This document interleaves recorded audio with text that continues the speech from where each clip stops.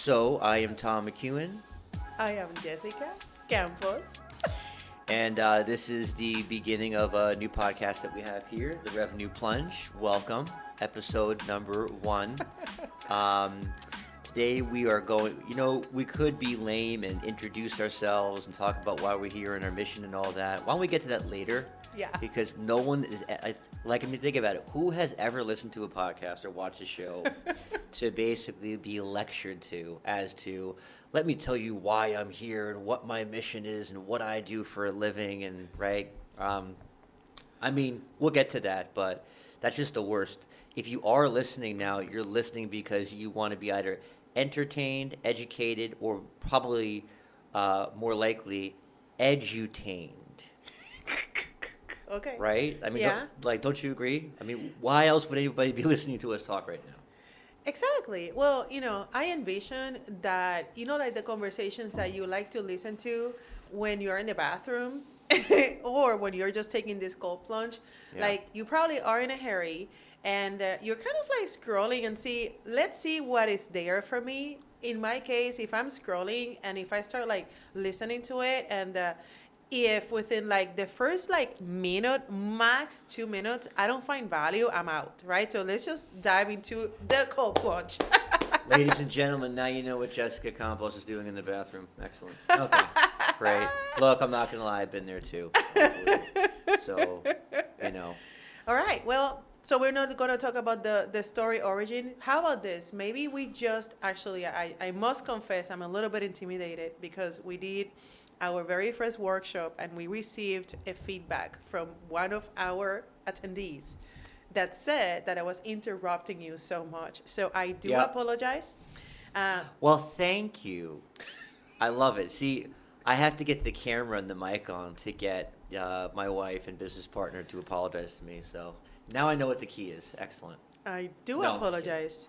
Actually, I must do another confession. I wanted to book us here because I do believe that most people see me on social media and not you. And what they don't know is that you're more creative than I am.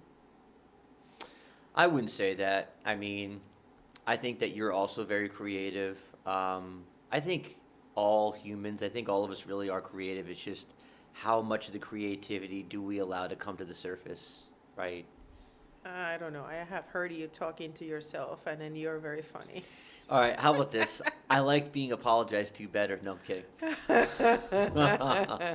No, but what Jess is referring to is we actually did a workshop last Friday. It was on, it was the Zero Ads Playbook for Growth for Health and Wellness Businesses, right? Because that's what we do. We're ImpactLine Digital. We are a health and wellness digital marketing agency. And so we had, and then we got some feedback, and basically Jess likes to take over. But there's good reason for it. It's because she's wonderful at what she does, and her voice is extremely well cherished and admired and desired. So, look, truth be told, I haven't really spent too much time being in front of audiences and all that, so I'm still getting used to it. So it's good that Jess picked up a lot of the slack. So it was a good workshop, though, and I'm glad that we did it. It's an interesting business model, and for those of you who haven't thought about conducting a workshop, it's actually a pretty simple way to get your message out, to educate. From a monetization standpoint, I would say it's kind of a wash, right? You pay the event fees, you pay for the food, you pay for like a lot of the miscellaneous stuff and the costs. You're just happy that maybe the ticket sales will cover that. So unless you do heavy advertising, you're probably not going to generate that much revenue. What do you think about like workshops for a business model? Well, I think workshops, from my perspective, I think that you have what I call, you can kill so many birds with one shot that a workshop to me, it's a win-win. I've seen workshops being both a lead generation channel and also a revenue generation channel, which, sadly, most businesses, they want to see the direct impact of something that they do when it comes to marketing, but they don't realize that in order for you to convert, you first need to really attract that prospect, turn them into trusting into you. And even when they're like trusting you, they're not going to go right into the cold plunge, right? They're just gonna kind of like dip their toes a little bit and then have the feel for it. And for that reason, I've seen workshops, marketing work very, very, very well, especially if what you provide for them, it's a service that needs a high level of like understanding. So, in fact, for our doctors, right? You know, if there's something that they offer that is so complex, a workshop is going to allow them to show personality. It's going to allow them to show that they care. And now my question back to you is, you come from selling like software and enterprise, right? Would you say that that's a complex sell? The enterprise software sale? Absolutely. So did you use workshops to kind of like domify that thought process? Yes and no. What you have to remember is that the audiences are different because the message is being tailored to an already sophisticated audience surrounding that software. But no, but just go ahead and finish the point that you were making. No, I was just curious, to know, like, because I remember you did use like basically like webinars and things like that. Yeah. Like in the software sales, we see a lot of basically what a workshop could also be, which is webinars, right? Yeah. So I think that what you're getting at, the point, if we just unpack what Jessica was just saying, is that too many people in the health and wellness industry, they want to build the house without building the foundation first. And this is a problem. So think about it. If you build a house with no foundation, it is going to crumble, right? As soon as you step into it, you're going to collapse through the floor. Building an audience, so, right, building a platform is the equivalent of building a foundation in marketing. So you have to, so before you go for the sale, before you go for deploying the monetization strategies, you need to be able to build that market, that audience first. Yeah, absolutely, absolutely. And I'm so happy that we're doing this. I'm so happy that we're able to kind of like have what we usually do when we go out in our walk, right? We do the walk together and then we talk about strategy. And I'm like, after we did that workshop, I was so inspired with how well our clients and our community took that content and the feedback that we got, except for, I need to just let Tom talking more. So yeah, you see, I'm letting him talking more. So we're like, no, not only talking more, and actually that takes me to the second point of killing multiple birds with one shot, right? So with the workshops, you have the opportunity to just generate the contact, okay? Yeah. Let's not say if they're a lead or not, because that makes into another like point. But the second thing is that with the workshop, you're really like building the seeds and planting seeds for having community. Yeah. And it's one of the hacks that we are seeing that I would say if you are in the health and wellness industry, and most likely either you provide a recovery service in a location, or you probably are a health or wellness coach. We see those, as well, and we help them as well. Considering the approach of building community should be actually in the top of your priorities. Now, there's kind of like the right and wrong, and I would love Tom to talk about kind of like, let's just say where community can go wrong. Well, yeah, but sure, but why don't we address first, why is community so important? Mm-hmm. So, okay, like we're talking about workshops, right? And there's so many different ways to do workshops. You can have a small room of 10 or 15 or 20 people, or you can do some mega conference and try to do some big sales engagement. So like, for example, we went and like, I won't name names, but we went to a major one-day sales event here in Austin a couple years ago, and it was to sell trading at financial trading education services, and they lured us and a bunch of other people. There are thousands of other people there because a big celebrity who was on a big time TV show was going to be speaking. Well, what happened was we got there at probably around 4 to 5 o'clock, and that speaker didn't even come on until about 9 to 9:30.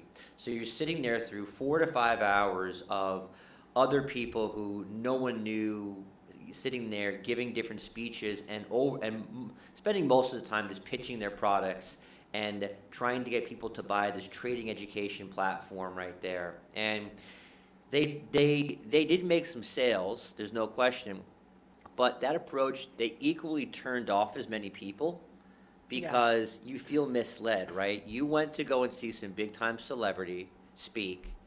That person didn't even get on until most people had left. You probably associated the fact that because it was free, you were going to be sold to, okay. But it's one thing to be sold to in like a half-hour session, or say to be in Vegas and say, hey, listen, I'll give you, 2 free tickets to the Blue Man Group in exchange for sitting through my timeshare presentation for 2 hours. That's like an upfront agreement, like, okay, sure, give me some cookies, give me 2 tickets to Blue Man Group, and I'll sit there in air conditioning, and I'll sit there and have you tell me why I should spend $10,000 to stay in some subpar condo twice a year. Sure, makes sense. Mm-hmm. But why? But like, but so many of these workshops and these pitches are deceptive, and you actually wind up turning away more people. Yeah. And that's like the anti-community, and it goes to show the transaction is taking place. Where the real way to do it, and Jessica will get into it, is you have to slowly build trust with people. Yeah. As opposed to going through that quick sale. So like, think about it.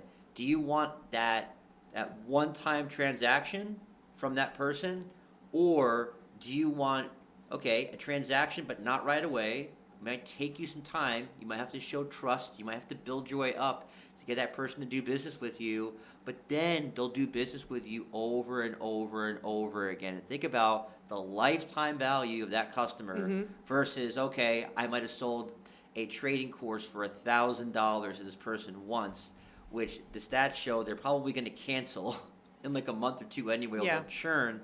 After 3 months, they won't do business with me again because I didn't establish trust. And oh, by the way, all the other people who I dragged there, who got repelled by the fact that I kind of misled them, they're never going to do business with me. So what comes to me is the fascinating story on how Beachbody, which they're no longer in the market, but how we were doing it with Beachbody. Yeah. And I will say, when I was doing that, I had no idea. I was super passionate about my transformation story. But we can unpack that and maybe take a couple of pages from their playbook, which, by the way, made them billions and billions of dollars, to the point that it was so actually kind of cool to watch when Beachbody was nobody. Yeah. When we were, by a coincidence, basically we booked this flight to go to California because we both lost 70 pounds. And I was like, I want to meet Tony Horton. Yeah. We couldn't wait. We couldn't wait. I had no idea what I said yes to. I remember I called you and I'm like, I'm going to use your Amex. And then, trust me, I know I have a good feeling about this. Anyway, the long story short is when we identified that there was like a really, really interesting opportunity where I could lead the Hispanic market, I had already lost the weight. So when our business exploded to the point when in my organization, we were generating maybe about $5,000 in monthly sales. And then at some point, we were close to, I would say 200K in sales. Because my commissions were very juicy.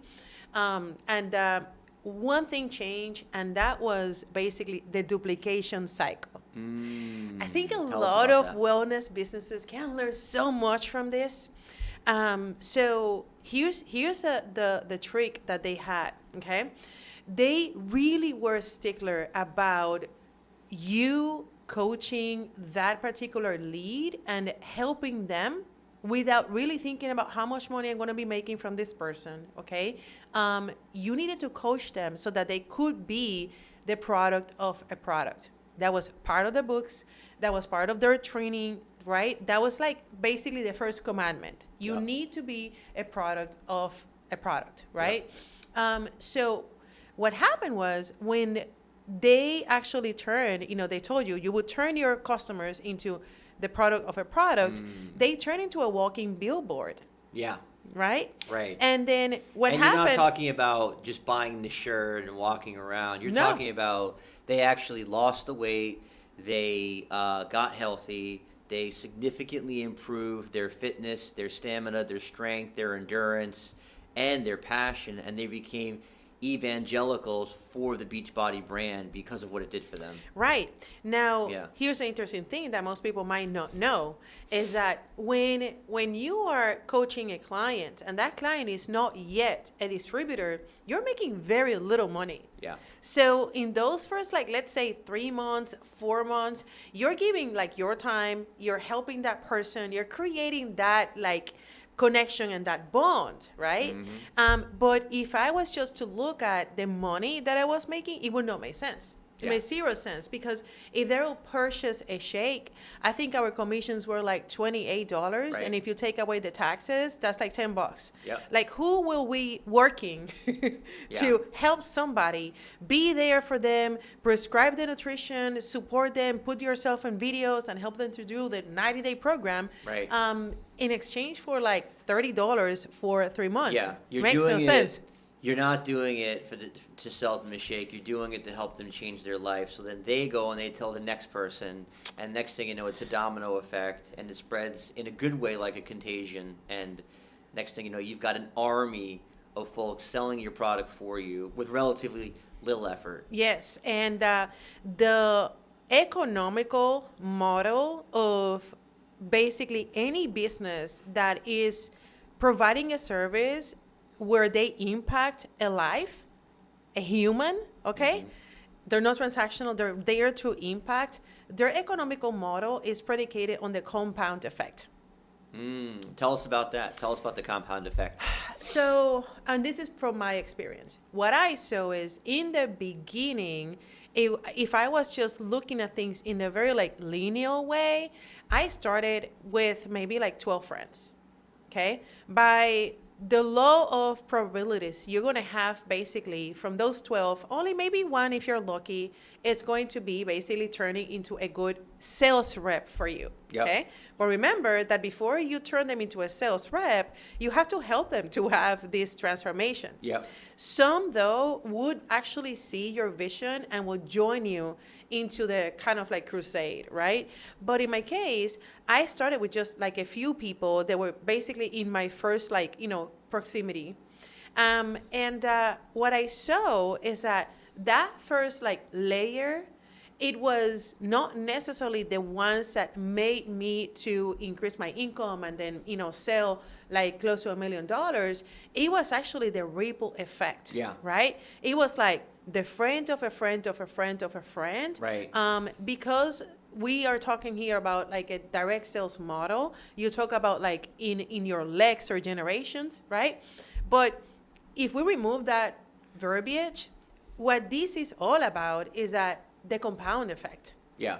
right? It's not about like, and maybe with the law of attraction, topics, right? Like when what you give Right. is what you get. And sometimes it's not going to be directly from the person that you're giving to them. Correct. So it's not So it's not like a quid pro quo.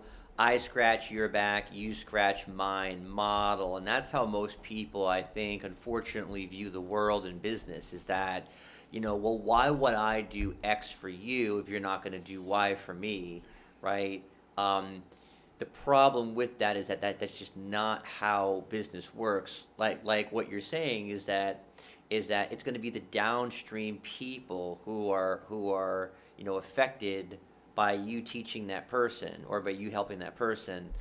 Those people are who are going to then suddenly take off and become evangelists and become a product of the product and spread your community. Let's talk about how this is kind of mapped out today with a lot of health and wellness businesses. And if you see it, what you're saying really rings true where you look at like the bifurcation, meaning the division of fitness studios and gyms, right? So you have your big box gyms that are based off of high volume, you know, low price memberships, but and then of course access to state of the art equipment, but very low touch from a service and coaching level, right?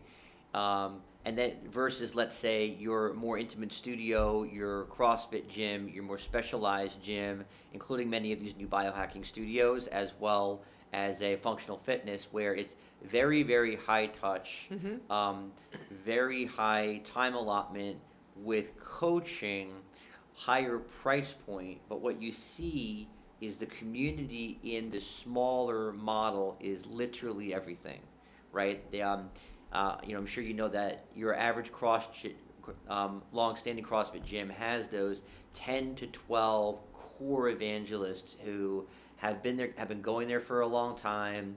They eat, sleep, drink, everything CrossFit. They partake in the games. They do all the regional competitions, right? And then things kind of just cascade from there. And they really don't spend any money on marketing at all.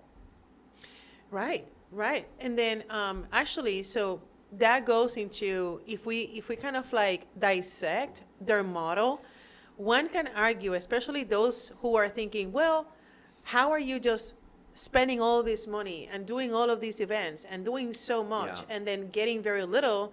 Here's a question that I have. It's like, okay, so what is quite the opposite of that? What is the opposite?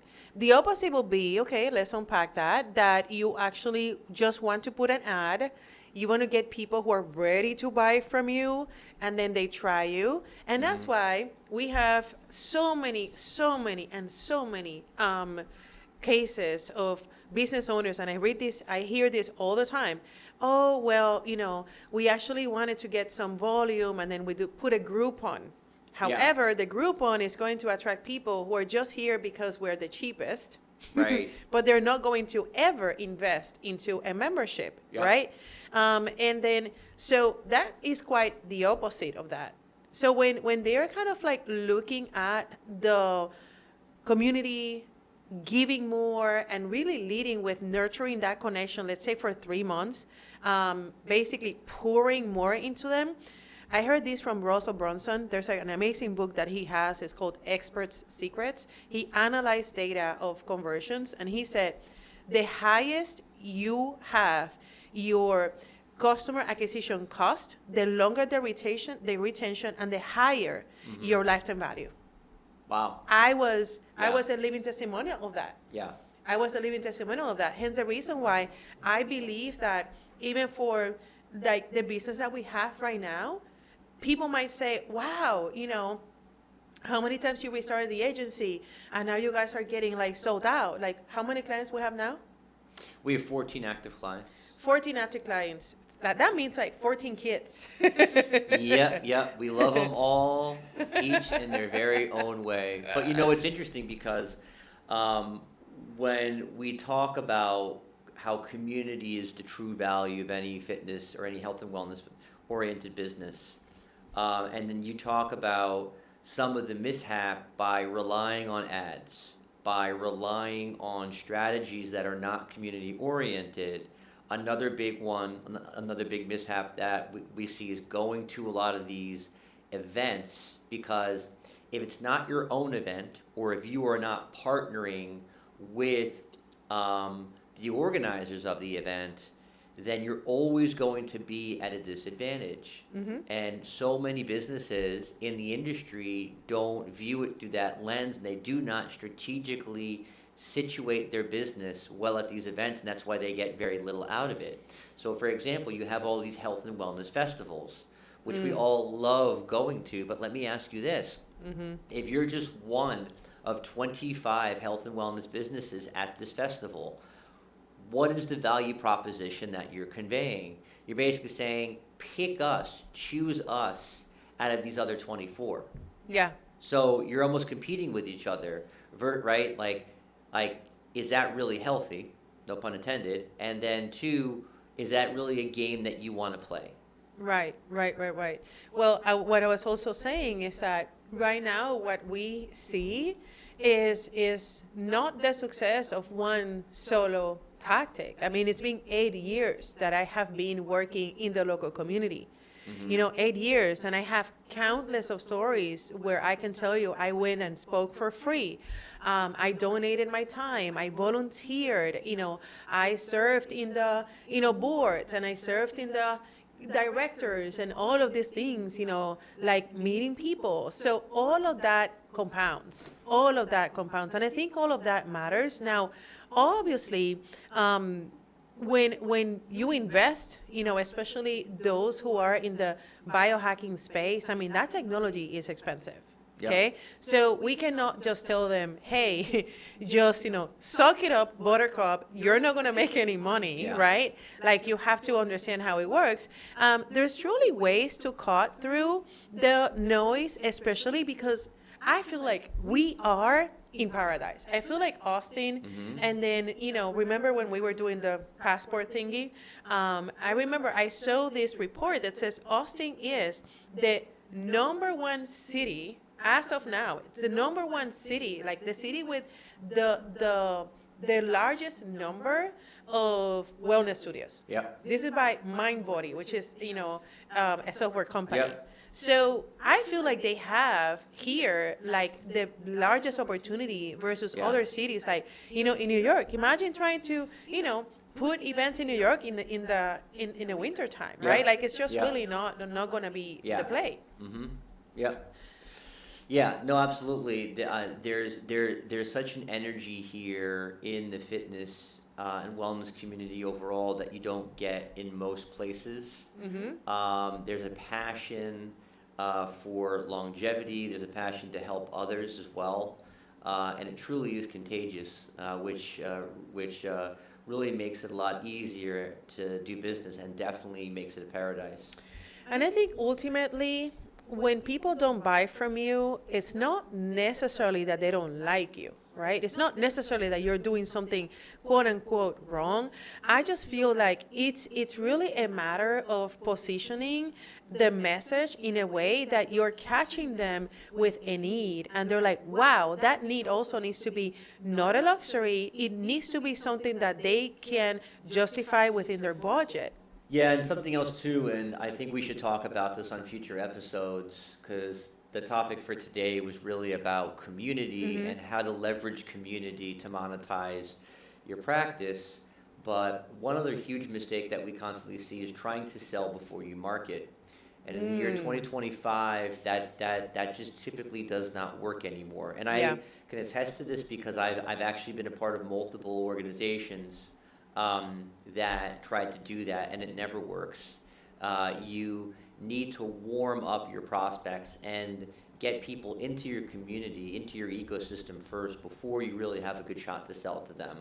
And also, too, make sure that you don't focus on the anomalies, the outliers, right? So just because you had a walk-in or you had somebody who came to you from some ad hoc Google ad and buy from you, really evaluate your data. Is that the norm? Is it the exception, or is it the rule, right? I was just thinking that one of the things I am super, super fascinated about what we're doing now is that I'm no longer selling content. Yeah. We sell a service. And because of that, I feel super free to come here, not only be as we are, right? We had zero preparation for this, but second we really is... didn't do anything. I mean, now I'm going to interrupt her to get her back, right? So she put together some outlines and some notes. I'm like, it's okay, but let's just go with it, because who watches any content? Who watches podcasts, YouTube, anything, if it looks scripted?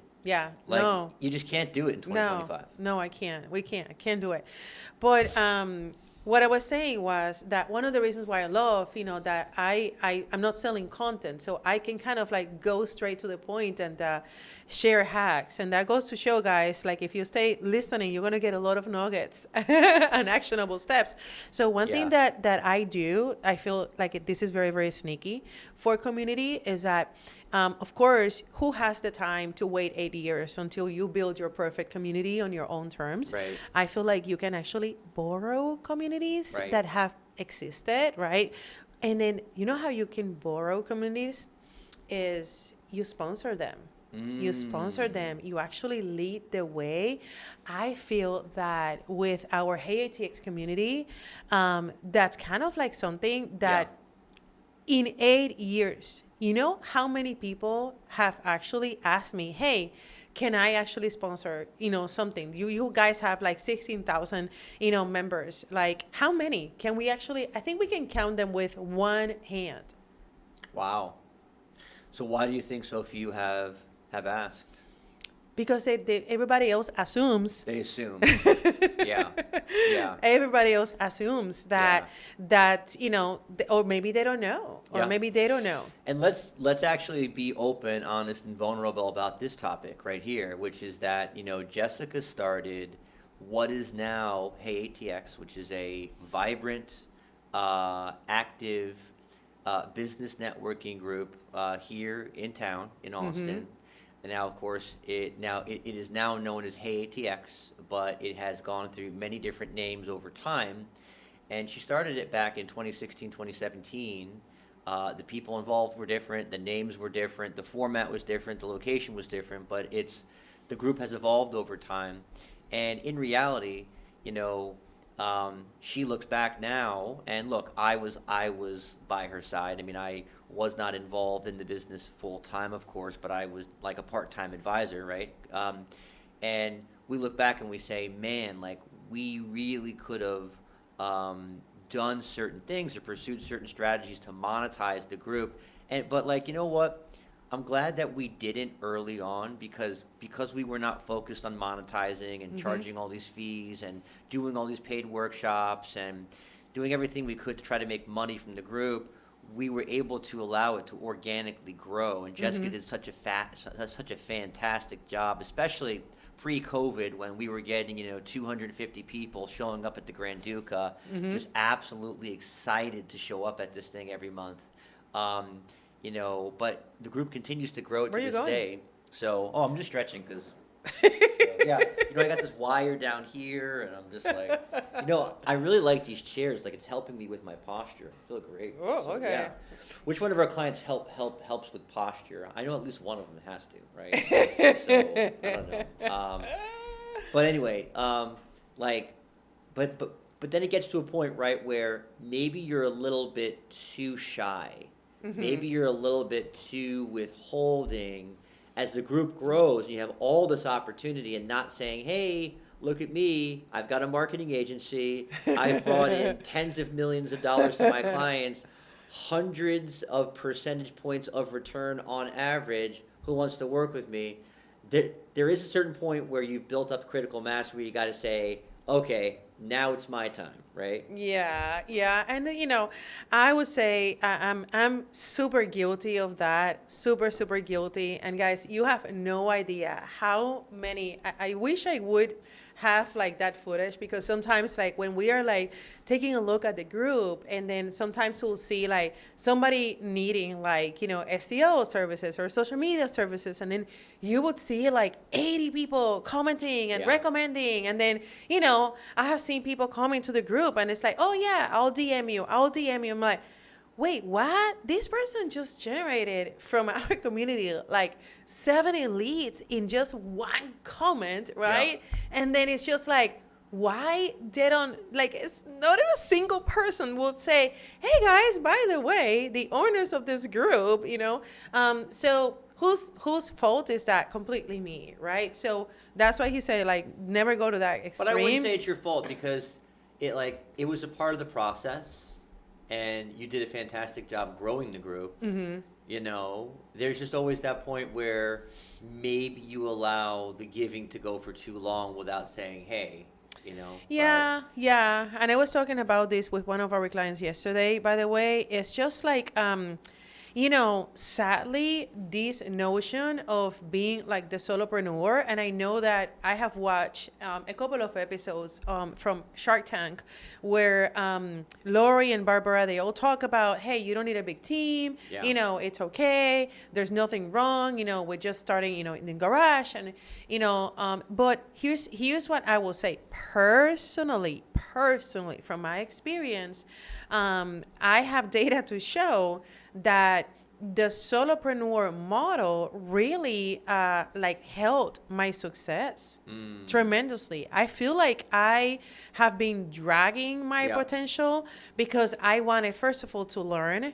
When we think about, I put myself to school, the client attraction school. Then I went for another year, and then I went to, getting certified in email marketing, then getting certified in this. I mean, the getting ready to getting ready really delayed me. So I would say, I really put a lot of, investments into learning. I wish somebody would have told me, hey, don't learn. Focus on the who. Who, not how. Yes. Oh, that book is amazing. But it's not, it's good that you learned. It's good that you educated, because learning is never a bad thing. But it is true. There's always a cost benefit to what you spend your time on, right? It'd be great if all of us can get a PhD in all things to run our business, but that's not the way to succeed. Yeah, another sad part, and I think with this can be kind of like the last point about this topic, another nugget I want to share is that community, if you are going to approach community with the perception of how much I'm going to get in return when I basically finish my event, it's just not going to happen. The math is not going to be mathing for you. And for that reason, I feel like they need to first think about what is going to be the lifetime value of a client that is seeing results, with whatever you do. For example, I've been in the yoga world without being any yogi person for more than 2 years now, right? So that membership over 2 years is thousands of dollars. So thinking about that ideal client, they need to be thinking about that ideal client that is going to be with them, hopefully at least for one of their journeys before, one of the seasons. So that's thousands of clients, right? So I really hope that when you are in this phase where you don't have too much to reinvest in your business, community will be it, but also who can ignite that community for you? Who can do it? Because when you hire, you might just put from your pocket, but when you hire somebody that has done that over and over and over, you actually minimize your risk. Your risk of failure. There's nothing that breaks my heart more than going to an event that I see that they put a lot of money in production and you see it empty. Right. It's so sad. It's so sad, right? Field of dreams. If you build it, they will come. Nope. Yeah. And that's why it's tricky. But we are in Austin and we have a lot of opportunities to really ignite collaborations, marketing partnerships, and alliances, which is one of the things that we love doing. And that's why probably we look a lot of busy. But anything else that we want to talk about community? I think maybe what we do is we leave off the episode talking about, maybe we talk about 3 nuggets combined. Yeah. Maybe we can take turns if you want, that, how a health and wellness business, a tactic that you can deploy immediately that is low to little cost, that has a huge ROI, return on investment. I've learned that in any type of a public speaking forum. Don't use acronyms, right? And for me, I think when you build a community, it's how do I give, how do I serve? You hear that from so many people. Let's give an example about that, right? If you form a newsletter, so if you're a yoga studio, right, who are some of your more natural partners that are going to refer you business, right? Could it be, let's say, a sports medicine clinic? Could it be a chiropractor? Could it be some type of some type of professional in healing, whether it's naturopath. Many examples. If you form a newsletter saying, okay, here is the recommended naturopath in this part of Austin, or here's the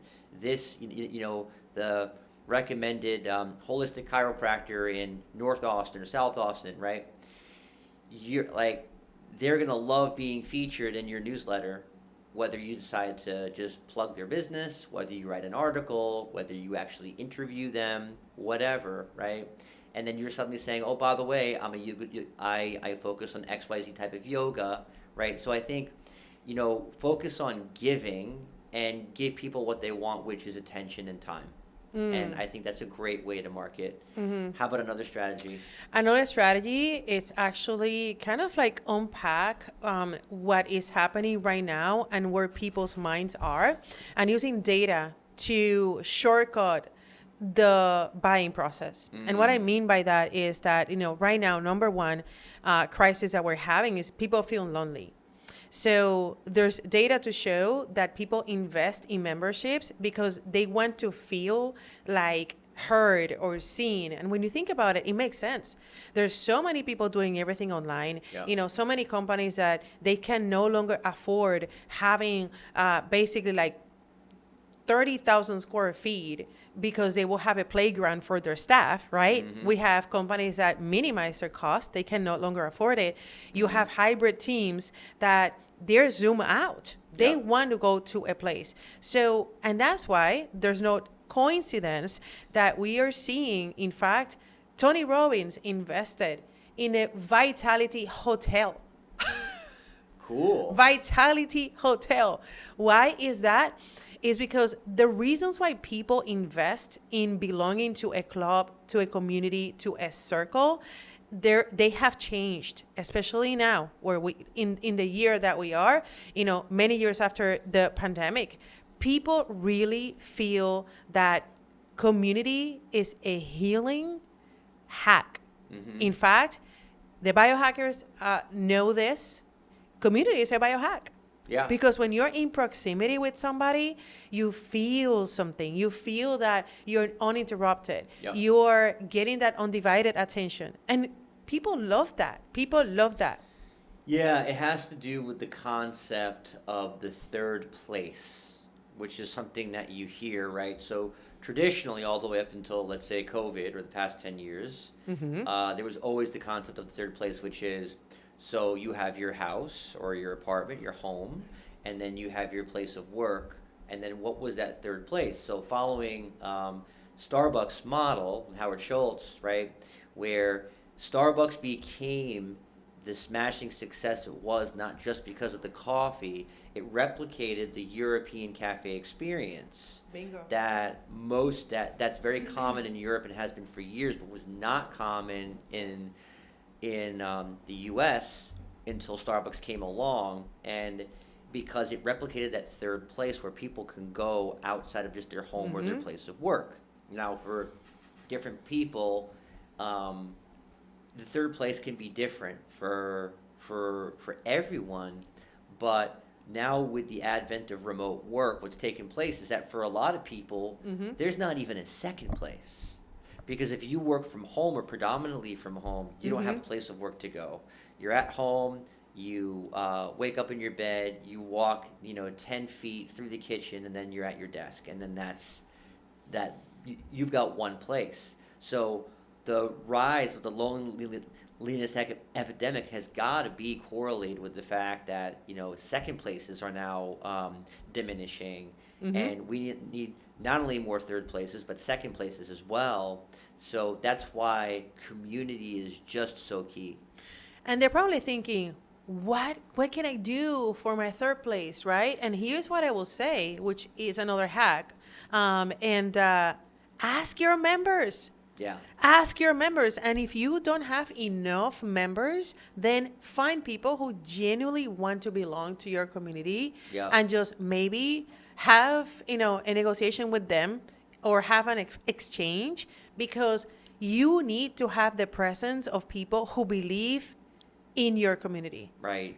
Because when it comes to community, there are the intangibles, right? And it's almost like it's a feeling. Yeah. it's a feeling. How many times you've been to a place that it's like, oh, this is not my people. Yeah. And that doesn't even mean that it's a bad place. It just means that it might not be a fit for that particular person. Mm-hmm. And that's fine. Mm-hmm. Everybody is entitled to find their own tribe.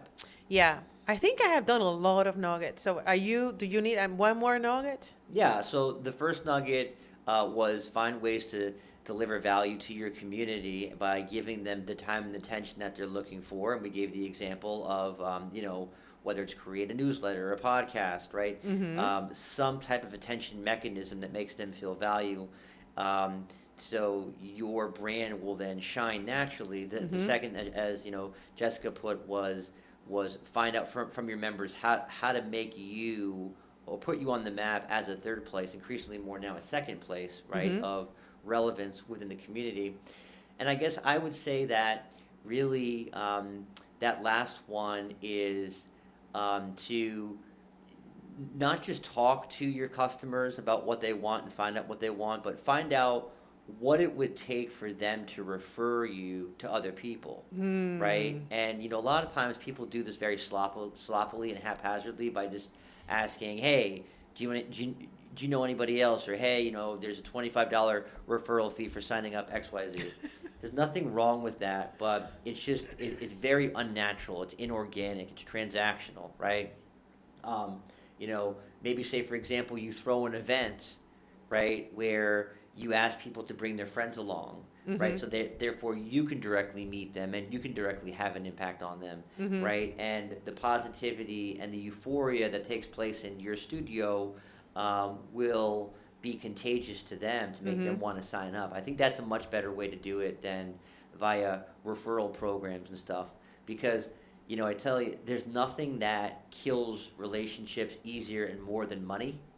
Yeah. And while there's nothing wrong with paying your customers to refer to you business, I mean, it's benevolent, of course. You're trying to help them make some more money.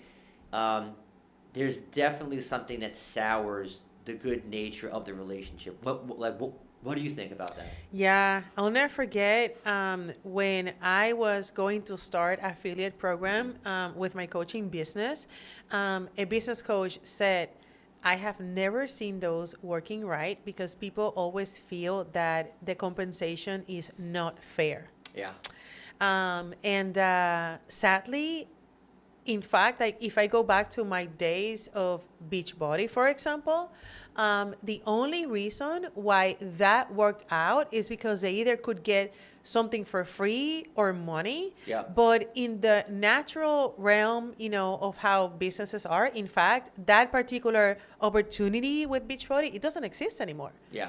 It doesn't really exist anymore. Like they're just playing in just affiliate or, like some sort of like very little transaction. I just think it doesn't really work because people need to feel like there is actually, I don't know about you, but when I refer somebody and when I get two people connected, I truly, truly feel like that level of like gratitude.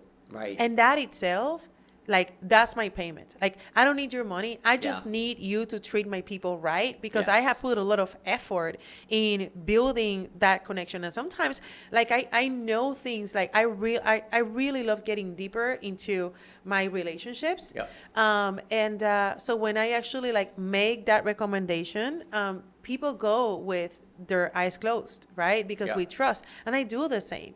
So I don't need the money. I just need you to like follow through. Yep. I've gotten hurt actually by people, deceiving my people. And I've called them out. Yeah. them out. I mean, I have no hesitation in doing that. We're no longer friends, but no. Like if you treat my people in a way that they don't deserve it, I'm gonna call you out. Right. Right. Yeah, and when it comes to money, the problem is that whenever money is involved and there's a transaction involved, it tends to take front and center in the relationship, unfortunately. And when that happens, it mostly becomes about the money, and every other facet of goodwill, whether it's the connection you have, whether it's the value they're getting, whether it's the depth of the relationship, it gets overlooked because there's just an issue with money there, right? And think about it. When you join a fitness facility or a wellness experience, if you're getting value and you are happy and you feel a part of the community and you feel it's a big part of your life, it's your third place, you're not, like, you never say, oh, well, I could go across the street and save $60 a month. Like, that doesn't happen once you get fully plugged in. No, heck no. Yeah. Do we wrap up? Let's wrap up. All right, guys. Well, I really hope that you got a lot of value from this first episode and what's coming next. Actually, we have outlined more than 12 episodes and we are going to bring stories here. And if you are going to be one of the stories, or maybe you're like, can I be one of your stories? Just reach out, feel free to say, hey, I want to be in the plunge with you guys and have a conversation. We actually have made this place home and it's beautiful. We have enough seats. So comfy. And we really hope that from this first episode, you feel like, hey, you know what? These are people that I want to have a conversation with. And if you have any suggestions about things that you want us to talk about, go for it. Go for it. Like, we are here to be unmarketed. We want to be real. Marketing is what we do for work, and we do that for other clients. So what we rather do for ourselves, which is the way that works best, is be ourselves. Like, really, be ourselves. That's what we do. That's what we do. Just be yourself. We're very passionate about what we do. We love working with businesses whose mission it is to help others and change the world. And it really means a lot. And it's a privilege to be able to do what we do. And it's even more of a privilege to be able to share our voices, to echo that as well. So we'd love to have you on to talk with you, get your feedback, and thanks again for listening to this first fun episode of the Revenue Plunge. It's a wrap! Yay! Awesome sauce! Awesome sauce!